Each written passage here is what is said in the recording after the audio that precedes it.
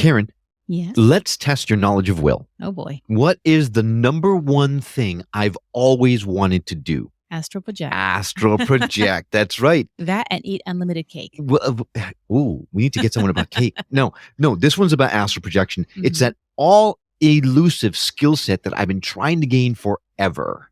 Yes. Well, I think today we're going to solve it. Woo! Yep. This episode is all about astral projection. What is it really? What are the benefits of leaving your body? And most of all, how to do it step by step. Nice. Yep. We're diving into the easiest way to master out of the body travel. Welcome to another episode of the Skeptic Metaphysicians. My name is Will. And I'm Karen. And unlike Mulder and Scully, we both want to believe. so we've embarked on a journey of discovery. We've talked to people deeply entrenched in the spiritual and metaphysical world. We've thrown ourselves into weird and wonderful experiences. I even joined a coven of witches. And wait, you joined a coven? Yep, all in the interest of finding something Anything that will prove that there's something beyond this physical, three-dimensional world we all live in. This is the Skeptic Metaphysicians.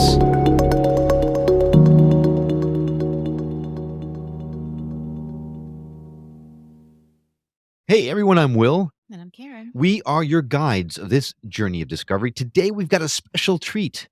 Florentine Ionita is an astral projection teacher and explorer who has created the world's most complete astral projection program, the Astral Projection Accelerator Program. He's helped hundreds of students achieve out-of-body experiences with the help of this systematic training methodology, and I could not be more excited to talk to him today. Florentine, thanks for being on the show. Hello. Thank you for having me. So we've got a lot to talk about, and I know Karen's going to tell you that I can talk about this stuff forever. So I'm going to try to keep it as concise as I can and let you speak for a little bit. But first, let's set the table so that everyone is on the same page. Astral projection, out-of-body experiences. What exactly is it? There's a lot of misconceptions out there, right? So let's put some of those misconceptions to rest. Okay, great. So that's a good place to start because there is a lot of misconceptions. So the first one is the idea that we are leaving our bodies and that our body is going to be empty and that someone's going to take over the body maybe, or something's going to happen to the body. And there's a fear there, maybe that we're not able to come back if we travel somewhere. There's all this whole idea of separating from the body kind of thing. And although it feels like we are moving away from the body, that we're leaving the body in a strange way when we're doing it, I think the truth is more like we are not in our bodies in the first place. Our consciousness is not in our brain. Our consciousness is beyond this dimension in the first place. And it's projecting itself to our physical body to have a human experience. And then when we ask to project, it's basically our consciousness projecting itself somewhere else in a different reality. That will be what astral projection is. So you can also be in multiple places at the same time. So you can be occupying your physical body while you're doing this practice, aware of the physical body. And at the same time, you can be aware of a completely different reality as well. You can have multiple parallel projections, so to speak. Okay, so if someone coming into this topic cold, you just dropped about 15 bombs Wow, that sounds exhausting. in less than 2 minutes. So let's take it back for a second. You mentioned that the consciousness does not reside in the body. Then you're talking, of course, about the theory that our consciousness is not developed by a brain, but rather it lives outside of our brain. And our brain is actually just a filter that allows us to live in this three-dimensional body. It's a super interesting thought, and one that I've talked about and thought about a lot, because the thought of projecting our consciousness into our bodies through the use of our brains is intriguing, and it opens up a lot of possibilities in the quantum realm. If this resonates with you, then this conversation is going to be an easy one for you. If it doesn't resonate with you, then we have got some work to do, first and foremost. So then you are also talked about being in multiple places at one time. At that point, now you're talking about the fact that we are an infinite being. Also, the quantum physics thought that there is no time, that all time is happening simultaneously. So that could be something along those lines. So trying to catch up those that aren't as versed in some of these concepts. If someone doesn't resonate with some of these concepts, for lack of a better word, is astral projection completely out of bounds for them? No. So there's like two different beliefs that you can have with this. You can believe that, like I was just like saying before, that consciousness is beyond the body, beyond the brain, and you can therefore travel to different realities that are outside of you. Or you can believe that consciousness is in your brain and that everything that's happening to you is always in your mind, in your imagination, that kind of stuff.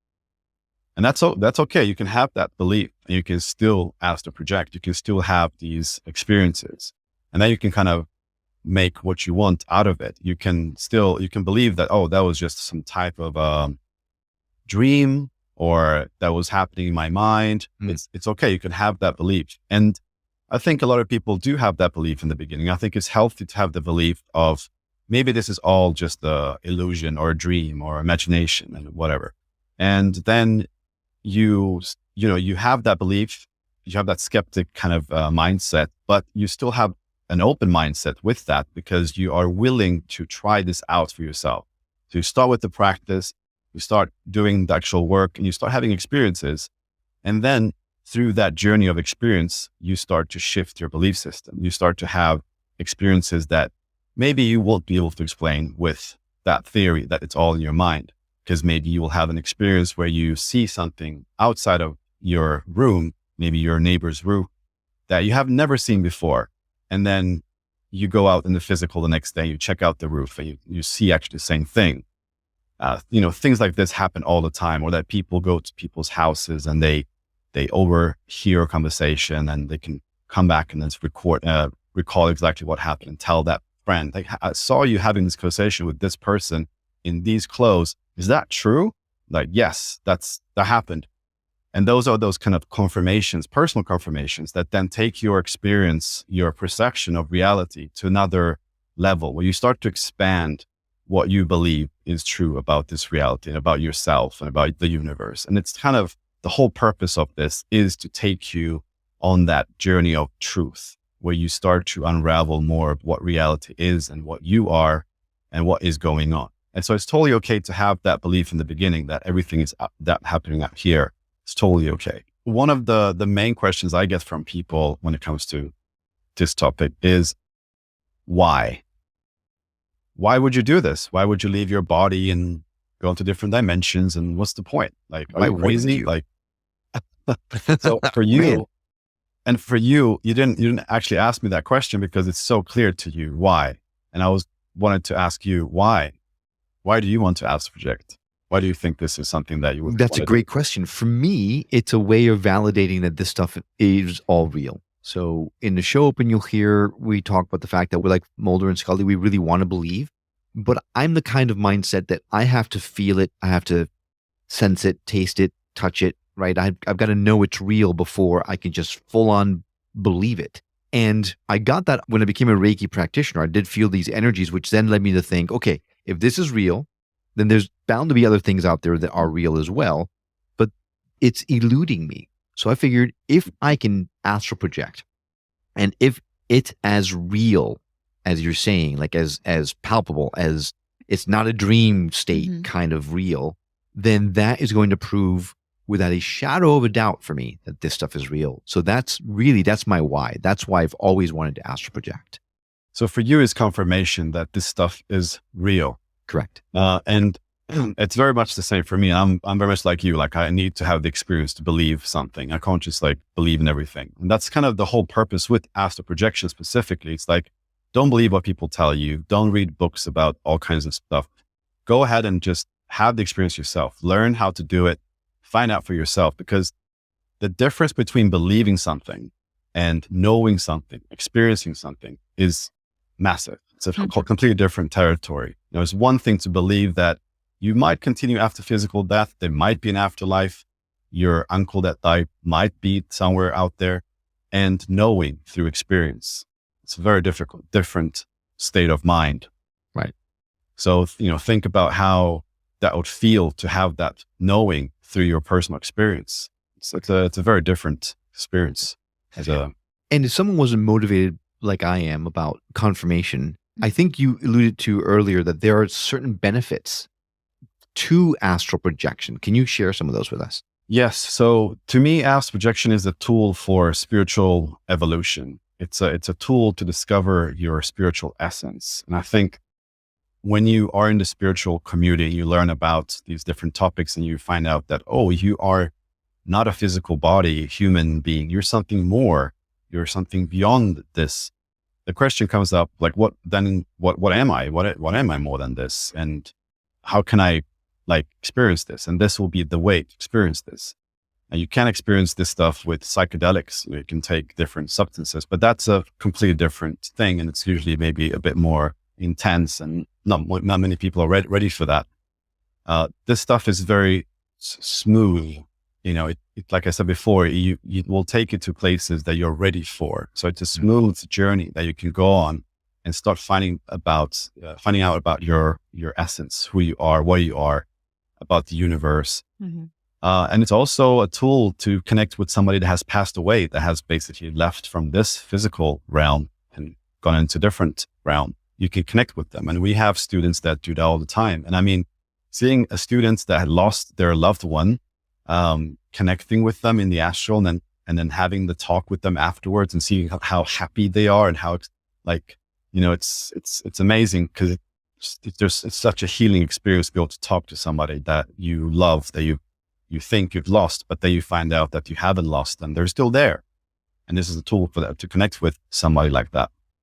Yeah, and then of course is the connecting with spiritual guides, which is a big one as well. Many people want to connect with their spiritual guides that knows everything about them and get guidance on their life or what to do. We have one student called Ashwin. He found out his life purpose with the help of his guides. And this is one of those super important things to do, which is one of those keystones, things that you want to do as well. Like you want to connect with your spiritual guide to get guidance, to get help to navigate the astral, because you won't know where to go, but they will know and they can help you. It seems like a no-brainer to me. That's more of my motivation. I don't need the proof because I do believe it, but I feel like it's something we're supposed to do to become more. And that's what I want. Right. So in your estimation, Florentin, you think eventually everyone will get to the point where they do this regularly? Is this part of our spiritual evolution then? I really believe that. I really believe that this is what we're supposed to do. We're supposed to evolve our consciousness constantly and understand what we are and what we are not, and understand the truth about this reality, right? So that's kind of ultimately what it is. It's about understanding the bigger picture. And with that comes great peace, great healing, the more, I think for you guys too, the more you find out, the more kind of amazed you become about what's happening. And the more love comes from that, from knowing the bigger truth. And so I think it's definitely a part of our evolution to go on this journey of truth and expansion. So you said that some people might think, well, was that a dream? So kind of expanding on that. Sometimes when you sleep, you have these dreams that are just incredible and seem incredibly vivid, like you are right there. I mean, could you be, I guess, while you're sleeping, astral projecting, and not on accident, but like not intentionally doing it, but is it something that can just happen? Yes, that's something that happens actually to like 10% of the population. People have these spontaneous out-of-body experiences. And for the most part, they freak out because they don't know what's happening. And it's very scary if you don't know that this is possible. If you start leaving your body, you might think you're dying. You might think something weird is happening. And then also it happens a lot in our sleep. When we're sleeping, we have more unconscious experiences for the most part. We might not remember them, or we might remember some pieces, maybe that we were flying and we saw a village or something, but we come back from that experience and always kind of disregard it to be a dream, but sometimes it could actually be something more than a dream. But I think the best way to do this is to describe what's the difference between a dream and an astral projection, because of the lines are kind of blurry.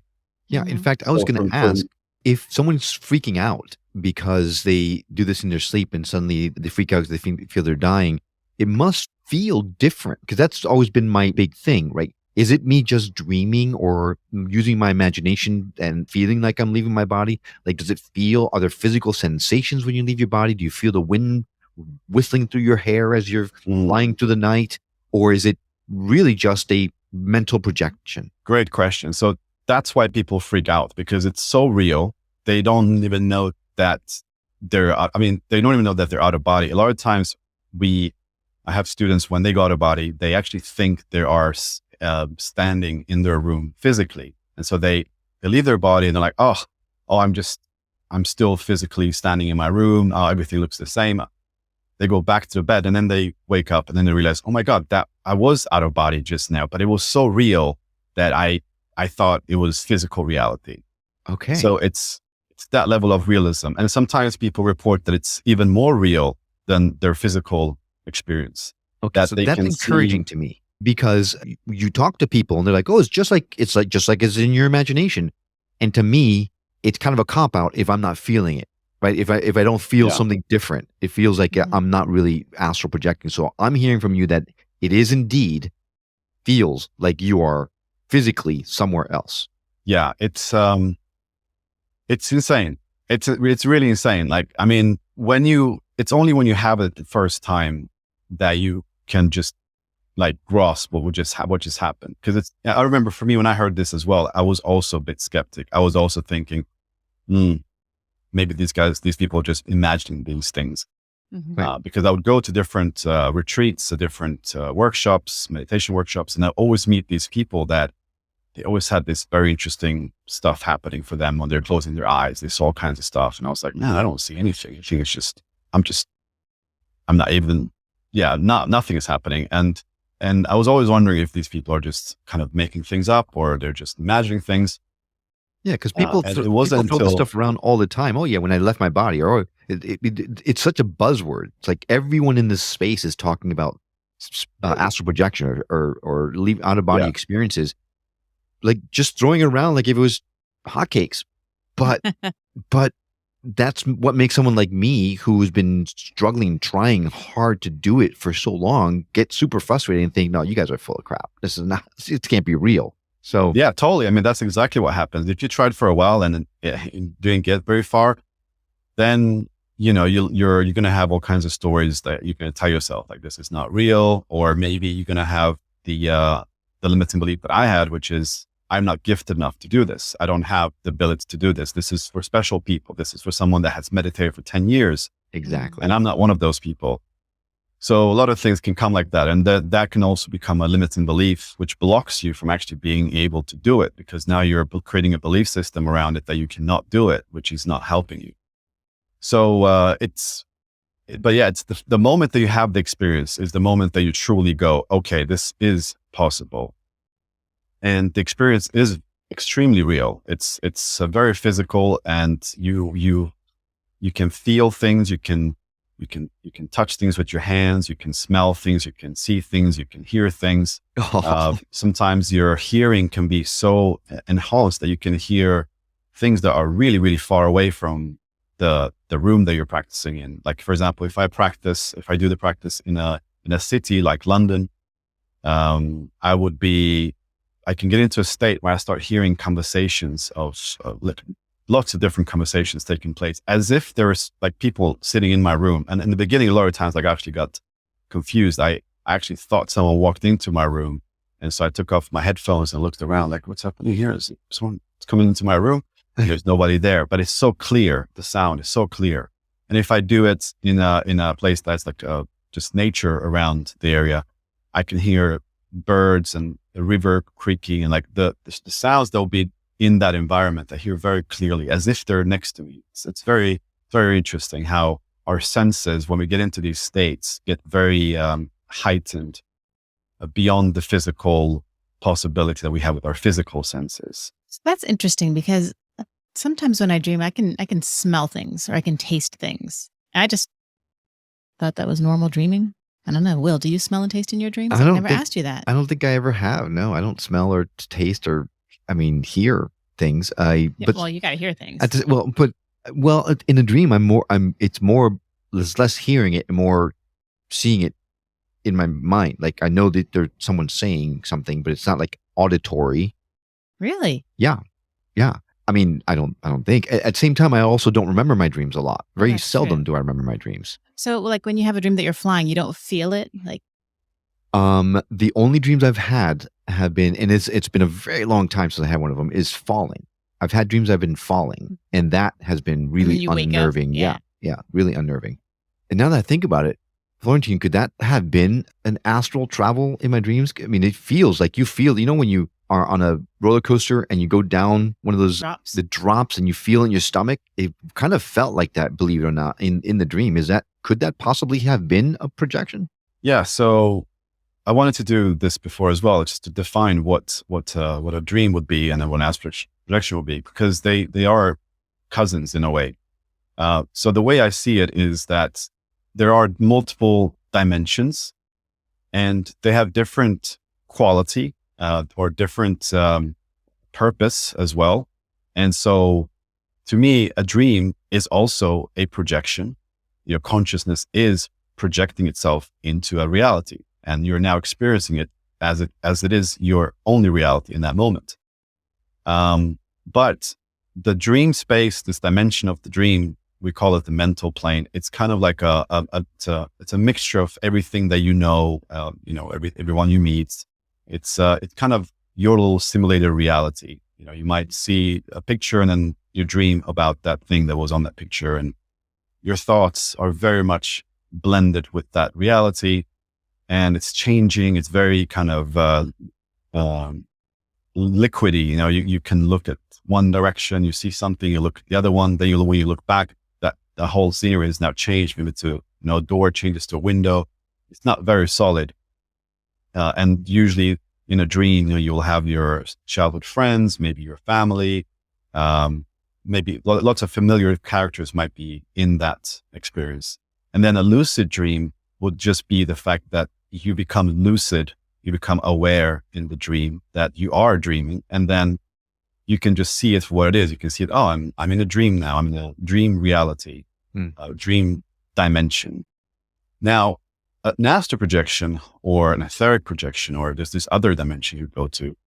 When you go to those places, they'll have different, a completely different. There'll be a different environment. It will not be the environment of your own creation. There will be an environment where you're meeting more objective realities. Places that exist, but on a different frequency of reality. And there, things usually are more solid. If you look, you see a building on the right, you look to the left, you look back, the building is still there. And you cannot just change the environment as you wish, like you can in a lucid dream, where you can kind of change colors of the walls, or you can, you kind of have this power over that experience, because it's your generated reality that you are experiencing, and you are also creating that reality, a lucid dream and a dream. But an astral projection, you're occupying a place that's occupied by other consciousness beings as well, and you cannot just change things as you want. Things are more solid, and a lot of times when you project yourself to these places, you end up on a street maybe that's just completely empty. There's nobody there. You have to kind of look around to find something to do. It can be a bit empty in the beginning, and to find maybe someone to talk to, or to figure out where you are. It's a bit like you're just being dropped in a different city, in a different world, or maybe in a forest, or there's countless places to go and visit. And you bring up a good point. All these places you go, we've heard that you can go to astral school. We've heard that you can talk to God. We've heard that you can see past loved ones. Is this just a traveling of the mind? Is it you can go anywhere, or these are actual physical places that you go to? Physical places, they're non-physical places that you go to. Maybe you can also go to physical places as well. There will just be a different shift of frequency. But for the most part, when we leave when we project our awareness out of our bodies, or in these different realms, the frequency that our consciousness is in that state is, it's usually a frequency that doesn't really, it's harder to be in a physical dimension. So it's harder for somebody to get into this physical realm with a non-physical body than there is for them to be in a non-physical realm. I see. So it's not like I can go visit my daughter at school in an astral form and just kind of sit and watch her in school, or yes? You can just saying that it's a bit more unnatural and a bit more difficult for you to do that versus to be in the astral, which is like completely your natural environment to be in when you are in this form, in this state of consciousness. So when you're in one of those environments, is everybody else in there also astral projecting? Yeah. So you might go, for the most part. Oh, this is a hard question because there's so many ways that this could take place. Leave it to Karen to ask the hard questions. Yeah, you could be, traveling out of body and visits.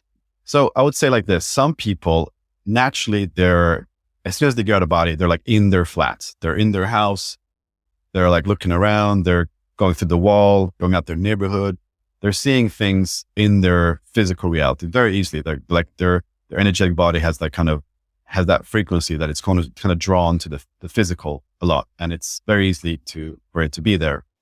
While other explorers, when they go out of body, they always end up in a completely different reality. They're never in their surroundings, and it's kind of difficult for them to go to the physical world, so to speak. But you can go anywhere. Like, you can train yourself to go to different places, and we have the ability to do both. I think a good way to think about it, because we all have the internet nowadays, so we understand how there's different websites on the internet that you can access with your computer, and that there's a network that connects all of these websites. You can think about that in the same way with dimensions. You have multiple dimensions that there will be like same as a website, and then you have the network that connects the different websites, which is the quantum field, which connects all of these different dimensions. And then with your consciousness, you're able to travel to these different websites or dimensions. And there are countless of them. I mean, I don't know if we even know how many there are. There can be infinite amounts of different places to go to. And some of them are super evolved. They're in the future, they have like flying cars and technology we can't understand. And others might be super like primitive and haven't invented fire, and they're kind of, very confused, and there's everything. Yeah. There are so many questions. I mean, so many questions. We are just getting started. When we come back, we got to take a break. When we come back, we're going to start talking to Florentin about potential dangers with astral projection, and then get into the nitty of how to do it. So stay with us. When we come back, you're not going to want to miss the rest of this interview.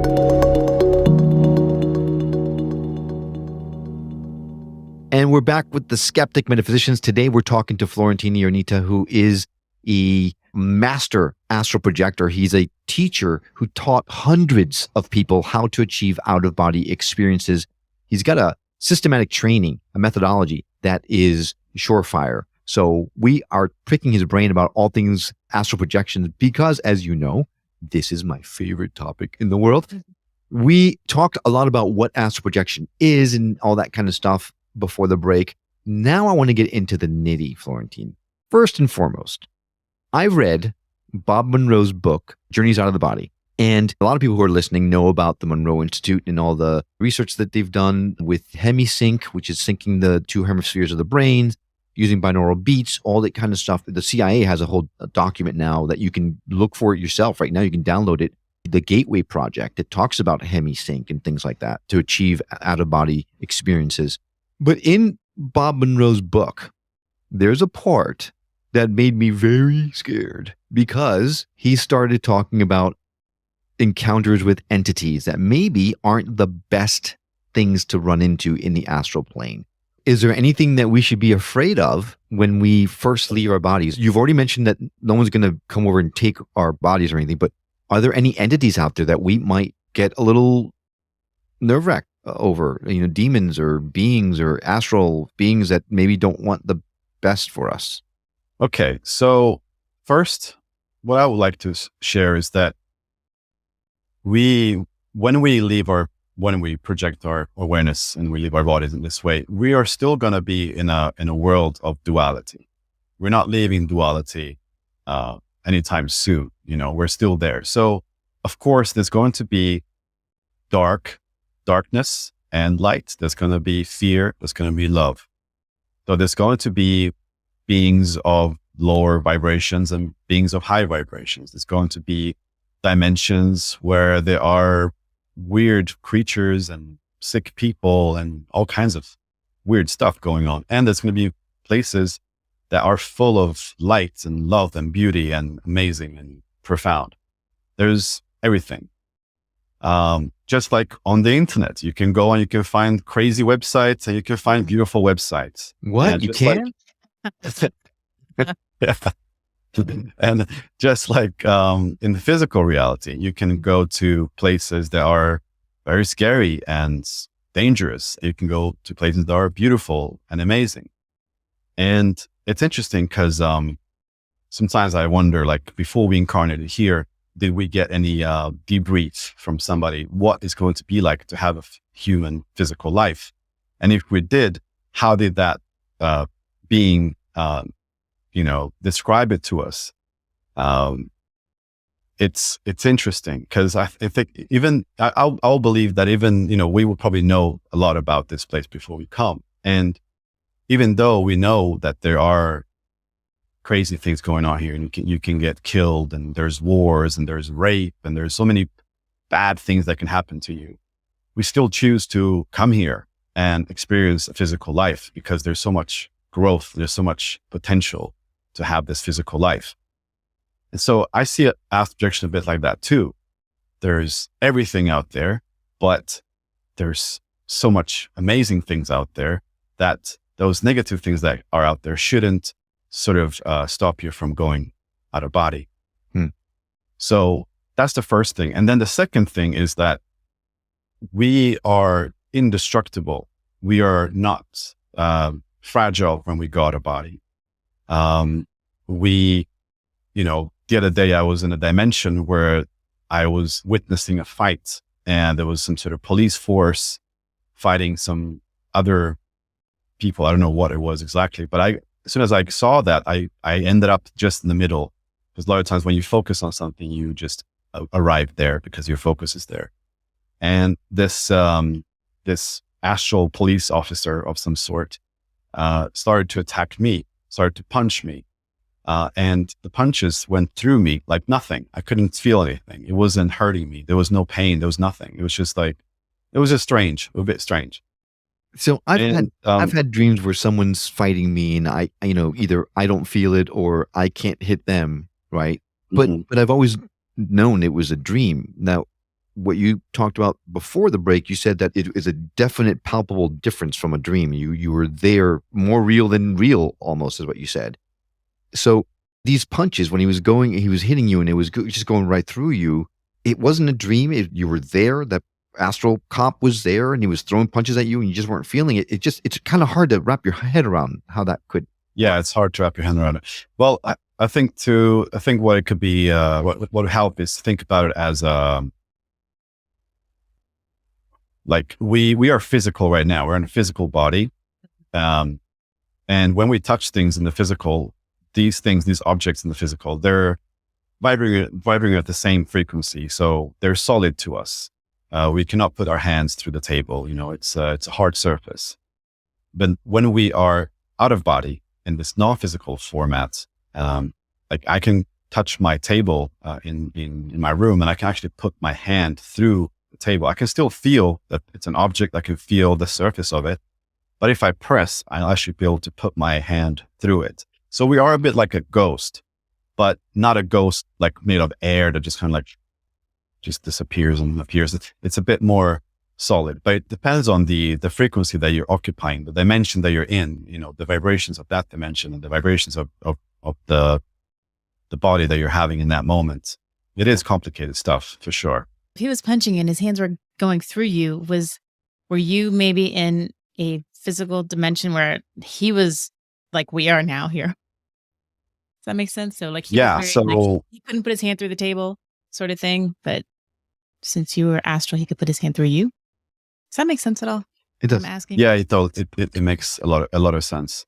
And to be honest, I don't know everything. Like, I don't know why his hand went through me. I was surprised, but I also know that sometimes I got a body and I have a body, and sometimes I don't have a body.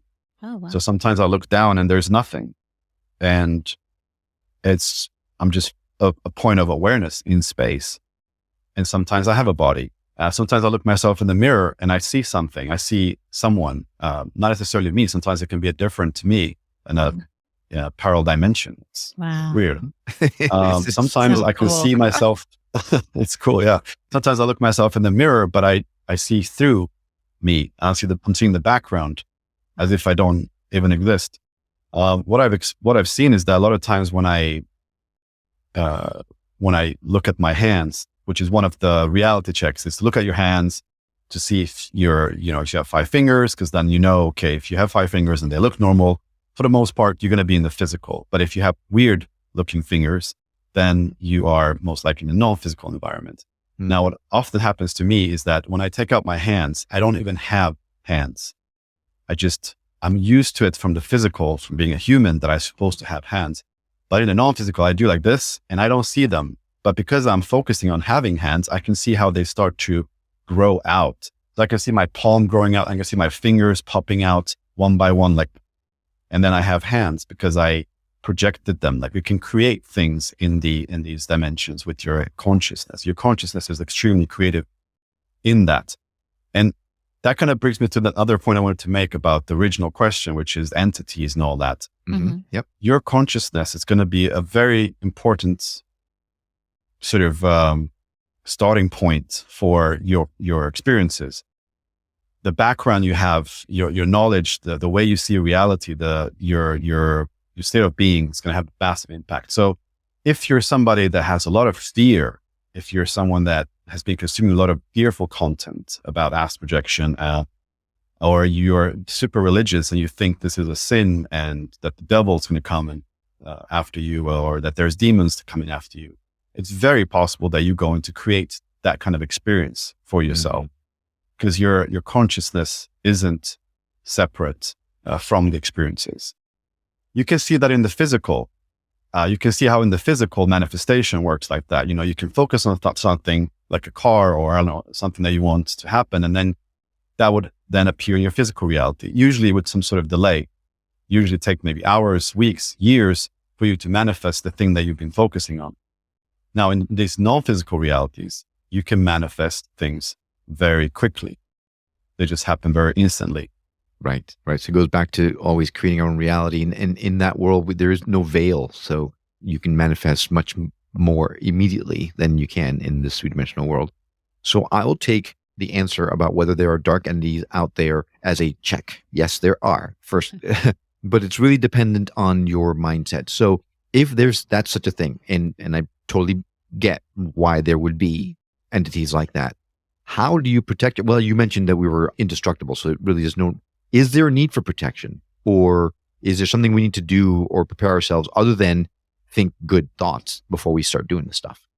Well, yeah. So there's so much to say about this.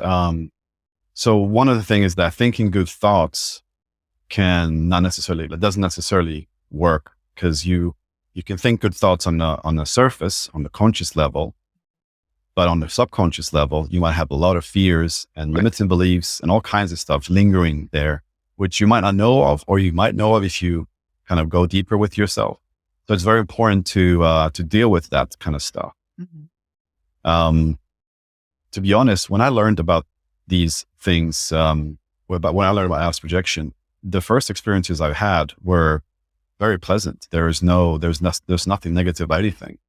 I started to have more weird experiences when I started reading about the weird stuff online. That's when I started to have more weird experiences.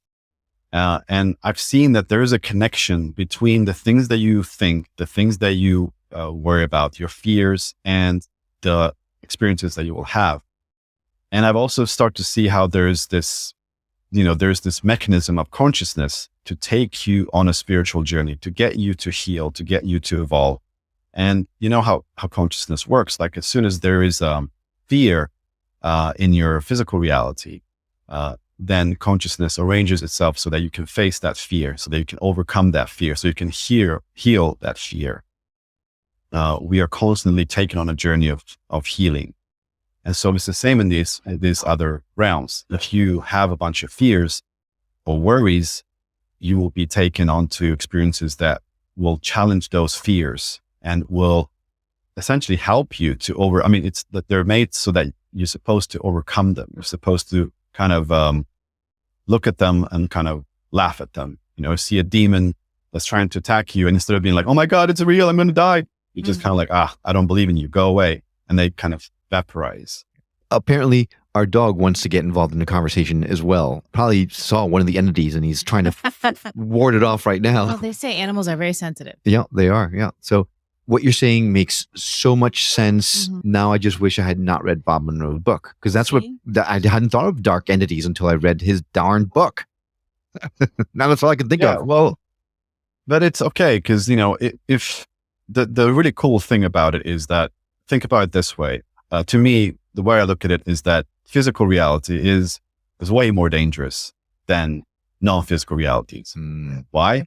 Well, because in a physical reality, if you are in a situation that you don't want to be, if you're going down a dark alley and someone wants to rob you or do something bad to you, in that moment, in the physical reality, you're going to have to fight, or you're going to have to run, or it's tricky, and you can get hurt. You can even die. Maybe you get run by a car that hits you and you get really injured and your physical body dies, and game over in the physical realm.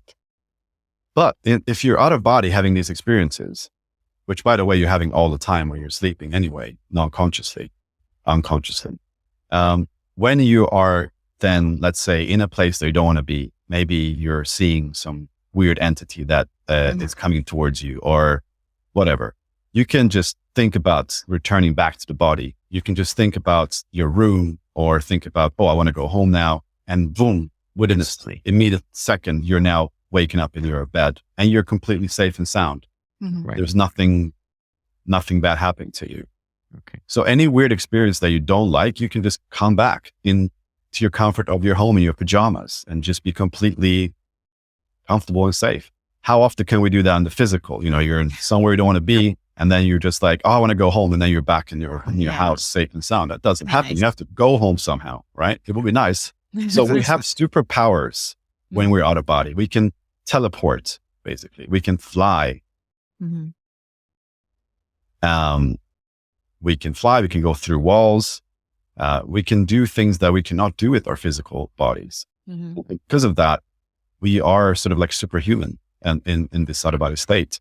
You have a question, Karen? You want me to go? No, you can go ahead, because I know what you're going to ask. So go ahead. Okay. That all sounds great. And sometimes I know that I'm at some certain parties and I really wish I was home. And you know, kind of have to teleport. Kind of have to be there, but you have to just sit there and bear it, especially some work functions. But that all sounds understandable. I get it. Makes sense. Makes sense. And I would like to, before you go on to the next question, I would like to just share a little story just to hit it home a little bit better for some people. Okay. Because there is not enough information about this stuff. You know, there's a lot of misconceptions. So, a lot of times people see dark figures, and it can be very confusing and also can be very scary if you don't know what it is sometimes, right? So a friend of mine went out of body and in the kitchen saw this dark figure in the corner. And for the most part, most people will just get scared at that point and thank you. Come back to the body and just go, oh my God, there's a demon in my kitchen. I have to sell the house. Yes, moving right now. That's exactly what my thought process was. Get in a hotel tonight. Too bad we can't stay.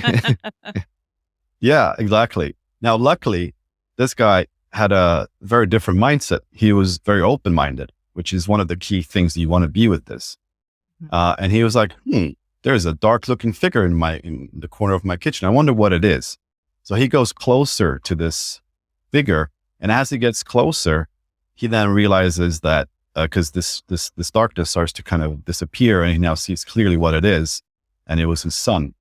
And his son was having an out-of-body experience while he was sleeping in the other room. And now he's having an interesting conversation with his son, a little kind of back and forth daddy and son kind of conversation. And it's a beautiful experience. The next day he wakes up from the experience and he's like, oh my God, I had this experience. Goes and talks to his son. His son didn't remember anything of that, unfortunately. But for him, that was a beautiful experience. So he came back from that experience going, oh my God, this was amazing. I met my son out of body in the kitchen. Right. This was beautiful. And the only difference, if you look at this, like the difference is what filters you put on to the experience. Do you go into fear straight away because you don't know what it is and you discard it as something scary? Or do you go into like open-mindedness and you kind of go and find out what it is? And this is what happens a lot of times as well, that people just kind of freak out and they run away and they report something negative. A lot of times there can be something completely different than you think. Right. So instead of going into it with fear, maybe your suggestion is to go into it with curiosity. That makes sense. Yes. Curiosity, open-mindedness, love. So one of the things that we do with our students is before the practice, well, in the practice, when they're starting the process, is to focus on filling themselves with love, so that raises their vibration to this frequency of love. And it's also one of the protective mechanisms that you can use when you're out. If you are experiencing like some sort of negative entity that you don't want to talk to, you can project your love out to that being or fill yourself with love. And for the most part, they will just dissolve. They'll just kind of disappear away. I love it. You're helping me to get over my fear. So maybe I can start doing this. This is good. And that's a great tip for anybody listening too. If they're kind of starting to explore a little bit, just, fill yourself with love. And besides feeling good, it'll protect you as well. All right, Florentine, let's get to the nitty of it. Now that we're getting closer to the end of the show, what's the best way for someone to experience something as miraculous as an out-of-body experience? What's the best way? Well, the best way I would say is to work with somebody that has done it and that can show you the way, because it is a confusing journey. And as you can tell by this just conversation, there's so many details to it. So if you're trying to figure this out on your own, you're most likely going to get stuck quite a few times on the journey. So it's really helpful to have somebody that you're going to be spending time with, asking your questions, doing the practice, and then asking more questions. And that back and forth is really, really key, because this is it's a very serious practice. You don't want to just like throw yourself in there without knowing what you're doing. You want to have somebody help you with that process. So that's what I would say. Now, are you looking for to know some techniques or some tricks like that? Or if it's and I know that you teach a class on this. You've helped hundreds of people to achieve these results. And by the way, you're going to gain another student here shortly after the show. Oh, Karen. We're going to add the links to your program directly on the show notes. So if you're interested, just go to skepticmetaphysician.com, go to his episode page. You'll see the link there directly laid in for you. So it's easy for you to access it. But if someone wasn't ready to reach out to you to talk to you about getting into your program, is there anything that you can provide, any tips on how to prepare themselves for doing something like this, or even maybe achieving a small modicum of success with it before reaching out to you? So I would say before reaching out to me, there's nothing you have to do, because we work on everything from the beginning with the program that I've created, because that was the whole idea. It was like, okay, I've discovered something amazing. I want to share this with the world. People don't believe me when I tell them about this. So the only way to share with them is to make them have the experience themselves by teaching them how to do it from the beginning. So I knew that I wasn't the gifted person when I started this. I wasn't a master meditator. And I know that the people I'm going to teach, or the way I thought about it, was that I want to teach someone like me that is not a gifted, superhero at this stuff, doesn't meditate for years. So how do I help that person from step one? What do they have to do? So we covered all of that with the program. And there's nothing you really have to do before that. In the program, we work on, in the beginning, we talk about what it is that you're going to do, how this stuff works, what to expect. And we talk about the mindset. We talk about different blockages they might have. And we work with healers and hypnotherapists to help you overcome some blockages that you might have. Like if you have a fear of going out of body, we need to work on that. You can't have that fear and practice it, because it's not going to work. You're going to stop yourself. Like your subconscious knows when you're ready for these different steps. And that's another thing that I didn't mention before, but it's almost like there is a safety mechanism built in place the whole time. You will not be taken too far if you're not ready for it. You'll only be taken to, as far as you're ready. So a lot of times people might have even fear to get out of body in the first place. And so if you have that fear, when you're in that state, you're starting to get close, you'll then feel fearful, and then it will stop. So you won't be able to get out if you have that fear. So then we incorporated, a solution to that, which is working with the therapist to help you overcome those fears so that you then can feel relaxed. And so you can get into this state. And then the program continues with videos on teaching you the 3 main methods of how to get out of body. The first method is a way to do it through dreaming, to become conscious that you're dreaming, and then you can transition from a dream into an astral projection. The second one is one of the more powerful one, which is when you're going to sleep, there's a special soundtrack that I've created that wakes you up just enough so that you can perform some sort of techniques that can then take you out of body from sleep, from waking up from sleep. And then the third one is, of course, through deep meditation, where you meditate yourself into this very, very deep state where you then can get out of body. We teach all of these different methods, and we teach that with videos, and we have soundtracks, special soundtrack for each method. And then we have the coaching, of course, which is so key, because that's where you can ask questions, personal questions about your situation, how you are doing the practice, and how you have to change the practice so that it's more successful for you. So that's how the program works. And if you wanted to prepare anything for the program, if you still feel like, I still want to do some sort of work before this program, then I recommend watching our video. We have a video on the website that is about half an hour long that goes through a bunch of stuff like this. And another one is to meditate. To learn how to meditate, to learn how to concentrate your mind on one thing. Very important for the practice. That's how we get more control over where we go and what we do. Great. Those are good starting points. Right. So the very best way to learn how to astral project is to reach out to Florentin Ionita and join his accelerator program, because he's going to he's going to hold your hand, walk you through every step of the process safely. So people like me who are afraid of encountering entities or dark entities or beings that maybe don't want me out there, you can help us through it. So that's great. All right. I'm sold. You sold me. I'm on board. But we're going to add direct links to that program in our show notes, like I mentioned earlier. We're also going to add links to your social media so people can reach out to you if they're so inclined. Go to skepticmetaphysician.com so you can connect with Florentin directly. If you have any questions about astral projection, he's the man to go to. You can certainly come to us, but we're not going to be able to answer them. So we'll tell you where to go. Yes. Or who to go to. In a good way. In a good way. Yeah, we're not going to say. Let me tell you where to go. And we'll tell you where to find some answers. That's right. That's right.